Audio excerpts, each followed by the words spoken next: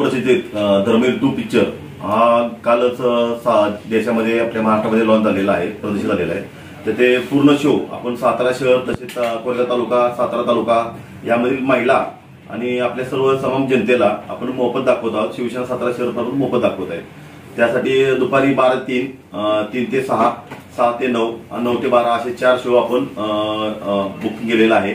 त्याप्रमाणे आपण सर्वांचं जे पास लागतात तिकीट आहे ते शिवसेना सातारा शहर कार्यालय 17/1 गीते बिल्डिंग रायवारपेठ सातारा तिथे ठेवलेले आहेत.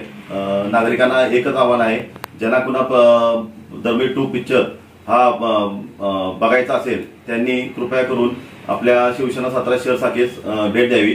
तिथून आपल्याला लागतील तेवढे पास मोफत घेऊन जावेत.